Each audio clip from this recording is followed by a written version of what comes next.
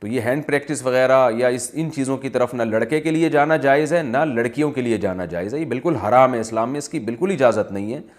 سورہ قد افلح المؤمنون میں بھی اللہ نے حکم دیا، اور سورہ معارج میں بھی کہ الا علی ازواجہم، کہ مرد اپنی بیوی کے علاوہ اور عورت اپنے شوہر کے علاوہ کسی تیسرے راستے سے اپنی خواہش پوری نہیں کر سکتے، نہ ہاتھ کے ذریعے نہ کسی اور ذریعے سے۔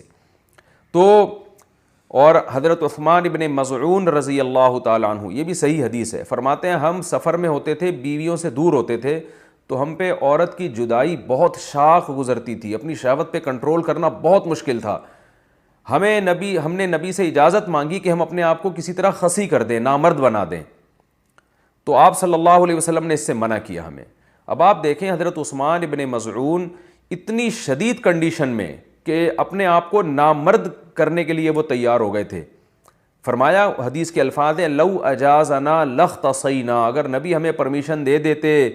تو ہم اپنے آپ کو نامرد کر دیتے، یعنی ہمیشہ کے لیے نامرد ہو جاتے۔ تو اس قربانی کے لیے بھی حضرت عثمان ابن مظعون تیار تھے کہ اتنا خطرہ تھا ان کو، لیکن نہ انہوں نے نبی سے پوچھا کہ کیا میں ہاتھ سے اپنی خواہش پوری کر سکتا ہوں، نہ نبی نے ان کو بتایا کہ تم یعنی ہاتھ کے ذریعے مجبوری میں اپنی خواہش پوری کر لیا کرو، نہ نہ نہ نہ نہ، نبی نے ان کو بھی حکم دیا ایسے موقع پہ، تزوجوا الودود الولود فانی مباہی بکم الامم، محبت کرنے والی عورت سے اور اولاد جننے والی عورت سے نکاح کرو، میں تمہاری کثرت پہ قیامت کے دن فخر کروں گا۔ تو آپ صلی اللہ علیہ وسلم نے بزبان حال بتا دیا کہ یہ جو اللہ نے تم پر، مرد پر اتنی شہوت مسلط کی ہے، خواہش مسلط کی ہے، اس کی وجہ یہ ہے کہ اللہ نسل چاہتے ہیں کہ مرد اور عورت کا ملاپ ہو۔ تو مرد اور عورت کو ایک دوسرے سے دور رہنے کے لیے پیدا نہیں کیا ہے، ملاپ کے لیے پیدا کیا ہے۔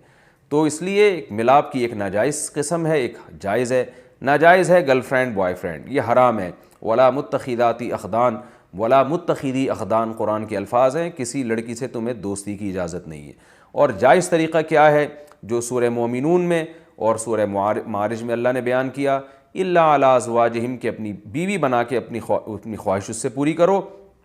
فإنہم غیر ملومین، اور اللہ نے فرمایا یہ لوگ قابل ملامت نہیں ہیں۔ اگر نکاح کے ذریعے آپ خواہش پوری کرو گے تو آپ کو دنیا تو ملامت کرے گی، لیکن اللہ کی نظر میں آپ کو سرٹیفکیٹ مل گیا کہ آپ قابل ملامت نہیں ہیں۔ یہی وجہ ہے کہ علماء نے لکھا ہے کہ جو بیوی کے ذریعے بھی اپنی خواہش پوری کرے نکاح کر کے، اسے ملامت کرنا، اسے طعنہ دینا، اس پہ کفر کا خطرہ ہے، کیونکہ اللہ نے اس کو سرٹیفکیٹ دے دیا کہ بھئی یہ قابل ملامت نہیں ہے۔ تو اپنی جانوں پہ ہم سب کو رحم کرنا چاہیے۔ زنا معاشرے میں بہت تیزی سے پھیل رہا ہے، کو ایجوکیشن سسٹم نے تو ہمارے فیملی سسٹم کو تباہ و برباد کر دیا ہے۔ تو اللہ میاں نے جو اجازت دی ہے، الا علی ازواجہم او ما ملکت ایمانہم، اور کیا فرمایا، فمن ابتغى وراء ذلک، جو نکاح کے علاوہ، اللہ نے ذالکہ جو ہے نا اس میں اشارہ ہے، ہاتھ سے اشارے کے وقت یہ ذالکہ کا لفظ استعمال کیا جاتا ہے، گویا اللہ نکاح کی طرف نا، بیوی کی طرف اشارہ کر کے کہہ رہے ہیں کہ اس کے علاوہ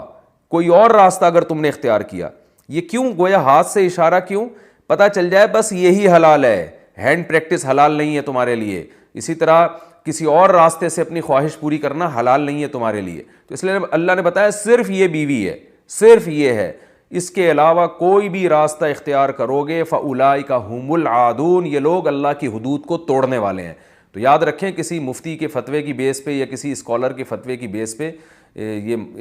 اس کو جو ہینڈ پریکٹس ہے اس کو حلال کرنے کی اجازت نہیں ہے۔ قرآن میں اللہ نے بہت واضح فتویٰ دیا ہوا ہے اس بارے میں۔ تو اس لیے آج کل نوجوان بہت تیزی سے اس طرف جا رہے ہیں، تو بہت احتیاط کی ضرورت ہے۔